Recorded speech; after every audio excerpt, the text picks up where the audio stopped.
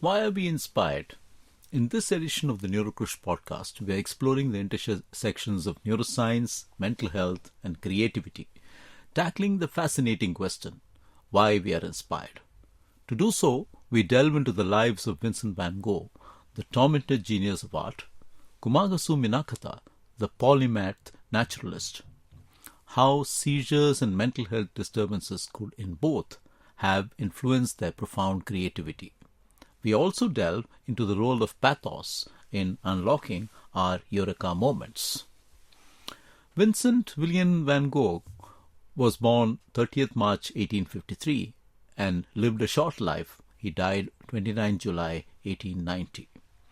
A Dutch post-impressionist painter, he was among the most influential and famous figures in the history of Western art. In just over a decade, he created approximately 2,100 artworks, including 860 oil paintings, most of them in the last 2 years of his life. He was only beginning to gain critical attention before he died from a self-inflicted gunshot at the age of 37. And during his lifetime, he managed to sell only one of his paintings, The Red Vineyard. He is one among many famous personalities in history who have rightly or wrongly been credited from suffering with epilepsy. But he also seems to have suffered from symptoms of brain and mind, hallucinations, mood swings, and explosive impulsive behavior that have been variously attributed not just to epilepsy but also bipolar disorder and Meniere's disease. He was a very productive painter, and he was a very prolific letter writer as well. So much so that he had these bursts of creativity. In one short period in Arles, 1888 to 1889, he produced 200 paintings, 200 watercolors, and wrote 200 letters to his brother Theo and his other associates of 1,700 pages, the shortest being 6 pages long. Vincent van Gogh was therefore hypergraphic in both letter and in painting. Hypergraphia has been described as a very cardinal feature of temporal lobe epilepsy and a syndrome linked to temporal lobe epilepsy, the Geschwind syndrome, which we'll talk about a little bit during this podcast. He seems to have had seizures, having one even when he was painting, and this has been described by the Harvard neurologist Gogh, that there is a painting called Over the Ravine where the brush strokes indicate that Vincent van Gogh had a seizure while doing that painting. Indeed, even the canvas seems to have been torn. The Geschwind syndrome has traits of mood swings, irritability, and anger, but Van Gogh also demonstrated other features of that syndrome, both hypo, a decreased interest, and hyper, an increased interest in sexuality, were reported in him. He is also described as being variously homosexual or bisexual in this period. His intense emotionality was triggered in arguments with Paul Gogh, with whom he shared a close relationship, and he experienced hallucinations. Indeed, on one occasion, he was provoked to be so aggressive that he experienced a biblical injunction, if thine offend thee, pluck it out.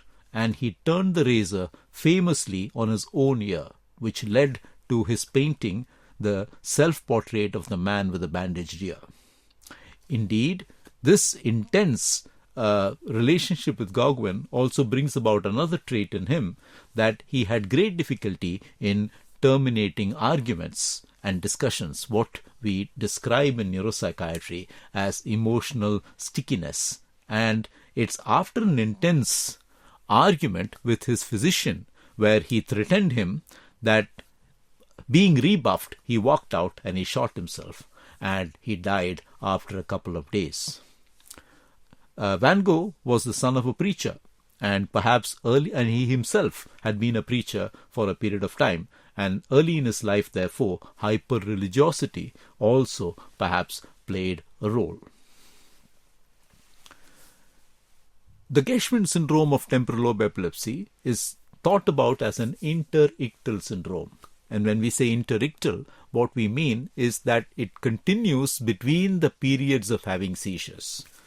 The temporal lobe, if you draw a line between your ears, is exactly there. On either side, it is the oldest part of the brain, what we call the limbic brain. It houses the hippocampus, the center of memory, and the amygdala, the center of emotion, both of which we will refer to in some time during the course of this podcast. But when the seizures come from the temporal lobe, and one has chronic epilepsy coming from the temporal lobe, then the Geschwind syndrome has been described as characterized by intensified and labile emotionality, a viscosity, which is orderliness, excessive attention to detail, and a kind of a persistence, being very, very dogmatic about many things. I talked about hypo, decreased interest in sexual matters, and sometimes hyper, increased interest in sexual matters. Religiosity, once again, which is expressed either as religious ritualistic experience or as excessive interest in spirituality, and hypergraphia, a tendency to write considerably but not necessarily creatively. These behavioral features appear to come from a disturbed temporal lobe, and that's what we see in temporal lobe epilepsy. On the other hand, while we think about these emotions and behaviors as problematic, can you imagine your life without emotions?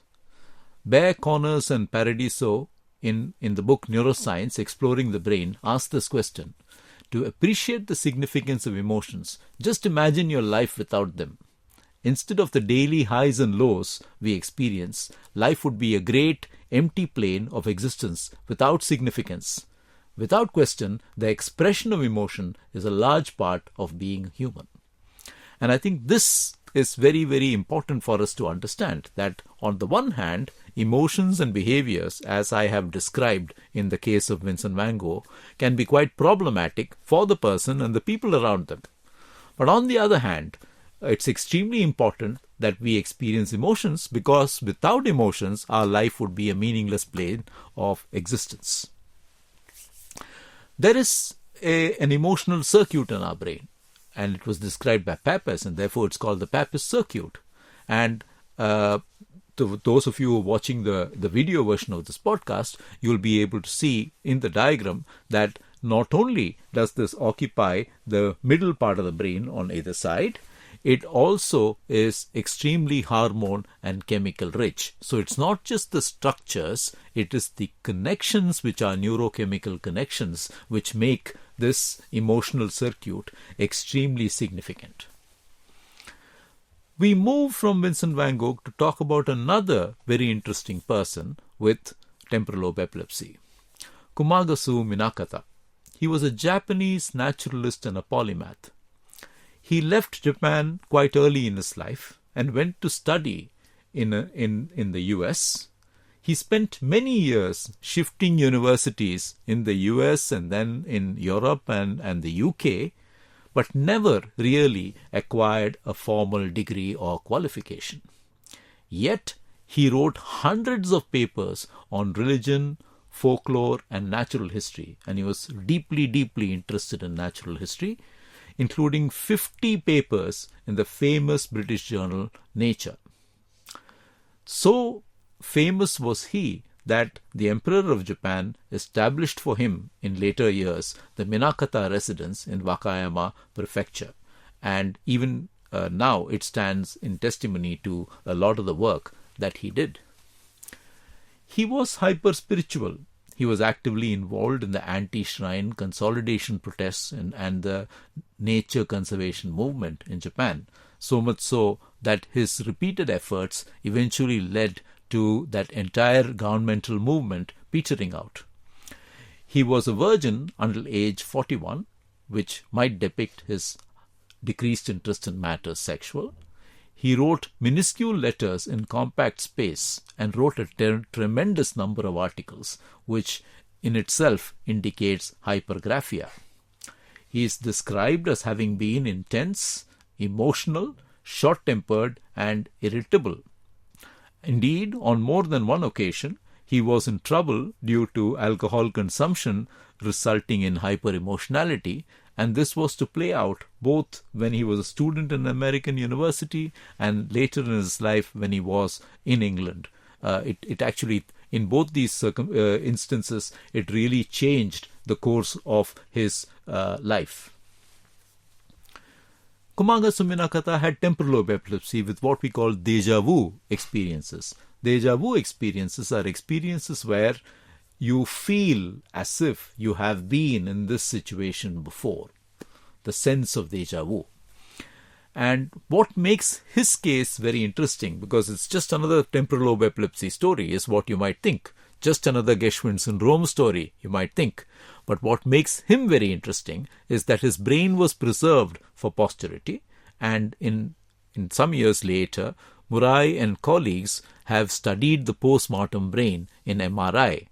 And guess what? They found that he had right hippocampal atrophy. And I'm now going to talk a little bit about these structures in the limbic system and why they are relevant.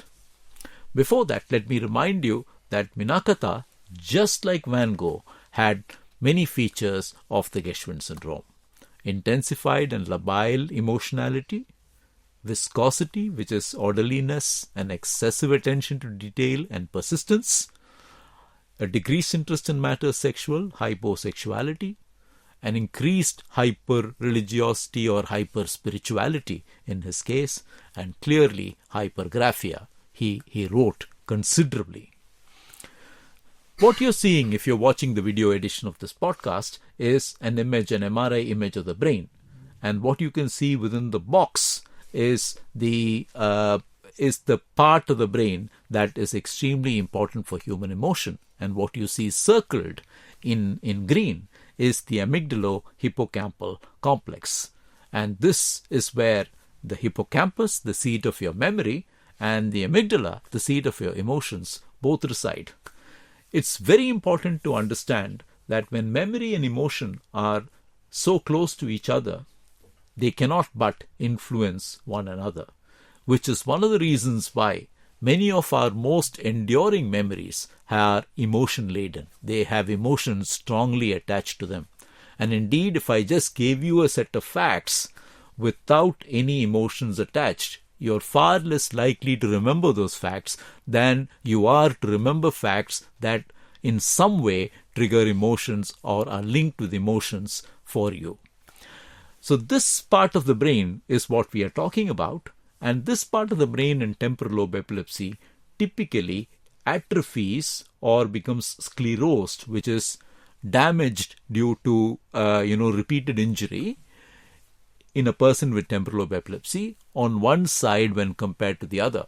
And when we say that Kumagasu Minakata had a smaller right hippocampus, what we are saying is that this part of the brain had become shriveled, and his temporal lobe epilepsy most likely came from his right temporal lobe. Now, the right is something that I'd like you to remember, because later in this podcast we'll talk a little more about why that right is significant rather than left. The amygdala is a very, very interesting part of our brain. It is Greek for almond. It's a really small structure. It's made by a number of subnuclei, and it has inbound pathways coming from all the sensory systems, each with a different projective pattern. Very interestingly, when the amygdala is damaged, say for example in an accident, or when it's removed, then it causes fearlessness. So there is something called the Kluver-Bucy syndrome, where the amygdala has been removed as part of the temporal lobe, and after a bilateral temporal lobectomy, the monkey is fearless. The monkey will go and play with the snake, which, as you know, monkeys are deathly scared of snakes. Electrical stimulation of the intact amygdala has also been shown to increase vigilance, which is your sustained attention, and indeed it can also lead to fear and violent aggression. So the amygdala clearly has a lot to do with human emotion. And I'm reminding you again that it's right next to the hippocampus, which is the house of all your memories through your lifetime. Now, how does having electrical activity, as you do in epilepsy, make a difference to how you think, feel, and behave? How does it influence human thought and feeling? Baer and Fedio, who did some very interesting temporal lobe epilepsy research way back in the 1970s, had this hypothesis. They pointed out that when you have increased electrical activity in your temporal lobe, there is an enhanced connection between all your sensory inputs, your seeing, your hearing, your feeling, your smelling, your tasting, and the processing that goes on in your emotional center. And therefore, what happens is that all your sensory experience becomes suffused with emotional coloration. So the difference between you and I, who may not have epilepsy, and a person with temporal lobe epilepsy in whom the electrical activity is continuously going on inside that part of the brain, is this, that all their sensory experiences become suffused by emotional coloration. And that may result in two kinds of things. One, an heightened perception about the world, and therefore a certain form of creativity, as you have seen in both these stories, and the other, an inability to manage their emotions and what we call emotional or affective dysregulation as a consequence. As part of this same research by Baer and Fedio, they pointed out that left brain dominant individuals in their study tended to be more ideological and philosophical in their approach.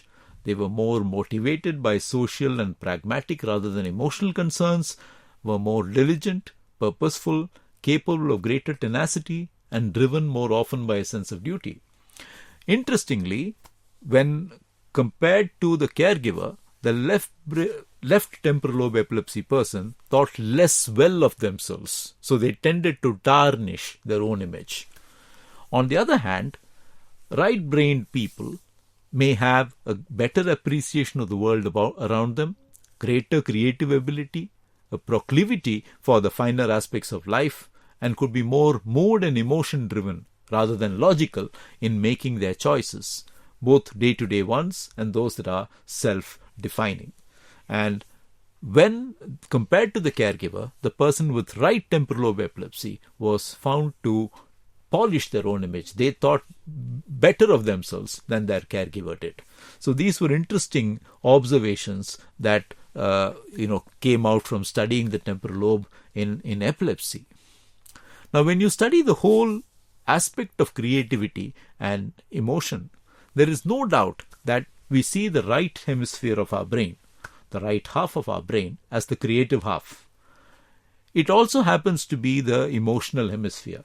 The vast majority of studies, just like that of Kumagasu Minakata, have shown changes in the right temporal lobe in people with epilepsy associated with emotions and behavior. And there is a very large body of literature there, including more recently of what we call functional magnetic resonance imaging literature. The few studies that have done clearly show that there is a role for the right amygdala and the right hippocampus in hyper-emotionality or disturbed emotionality. So that right hemisphere dominant individuals are both emotional and creative may explain why many people in artistic pursuits tend to express both qualities of emotionality and qualities of creativity. It's as if these two tend to go with each other. Right hemisphere research has shown that the use of language, poetry, and metaphor produces heightened activity in that hemisphere. We also know that creative pursuits are strongly associated with disorders of the mind, both bipolar affective disorder and schizophrenia, and that in poetry there are several such examples of an overlap. Which brings us then to the soul, an exploration by Michael Trimble in his book The Soul in the Brain. He describes the soul as a noun variously defined as psyche, inspiration, and energy. It may be considered the vital force that inspires, energizes, and stimulates us. We can study its manifestations and effects in all human activity having these qualities. And he goes on to ask the question, why are we, the human race, so moved by poetry, music and art that we are reduced to tears, not tears of sorrow, but of elation and ecstasy? Most of us have had this experience of an outpouring of emotion which follows a very beautiful piece of music, a very uplifting experience of art or culture, maybe an experience of nature, or indeed when one watches a movie with emotions that are very poignant. And our outpouring of emotions really comes from what we call the mirror neurons in our brain. And what is very, very important is that our ability to feel emotion, therefore, is an integral part of having these experiences, of having elation, having ecstasy. And we do have the example of many Indian saints and seers like Tyagaraja, who used to be moved by songs and thoughts of Lord Rama, Purandaradasa, who was moved by songs and thoughts of Lord Vithoba, Subramanya Bharati, who was moved by his thoughts of his motherland and the need for his motherland to be liberated. Trimble has postulated that creative expression may be therefore a vicarious marker of the human soul, because we don't have any real marker of the human soul, the soul being such an abstract concept.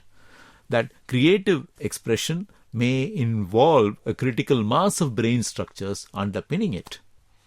It doesn't mean that these markers or these brain structures house the human soul, or not even that they are soul representation, but that the soul as we see it may well be the genesis of human inspiration.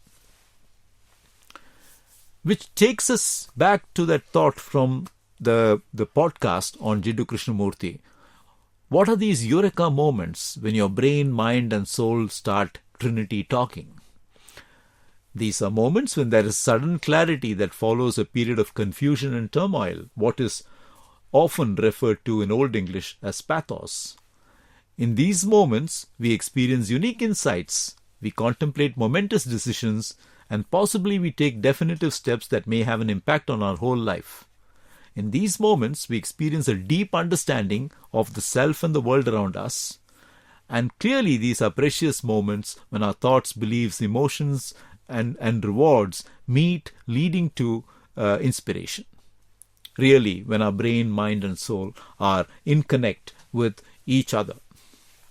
And Trimble puts the fascinating possibility in front of us that one could study the soul by associating inspirational human experience, religion, music, poetry, and literature with the brain. And that this is tantalizing, to say the least, is what he says in his book Soul in the Brain. Now, these Trinity talking moments, how do you understand them? They're probably best understood in people who excel in their creative expression, no matter which domain. Think of Einstein and Edison in science. Think of Jobs and Musk in business. Think of Pasteur and Nightingale in medicine. Think of Van Gogh, whom we spoke about, or indeed Picasso in art. The list goes on. But clearly, to be so creative in their professions, for their work to lead to discoveries, these individuals could have had frequent moments when their brain, mind and soul were in sync. Their creative expression was coming out in a way that it did not usually come out. So the genesis of our inspirational moment therefore may start with pathos and bewilderment. And indeed, it's very, very important to remember that when one is going through turmoil, when one is questioning the need and the meaning of one's existence, when one is asking oneself hard questions about what one has achieved or struggling to find a way forward with a problem, this may actually present us with an opportunity rather than just be a challenge. Very often it is this pathos that leads to a eureka moment, and this comes out in following a number of people who have been through transformative experiences, that eureka moment is a moment of clarity and inspiration, and any creative expression that comes out of it need not only be aesthetic. It can be in thought, it can be in feeling, it can be in ideation, it can be in creation. Who then would you call a genius? Someone who is able to tag inspiration with expression would really then be a creative genius, whatever their field of endeavor. So there is hope for all of us. We understand that the human brain and mind have an extraordinary capacity for inspiration.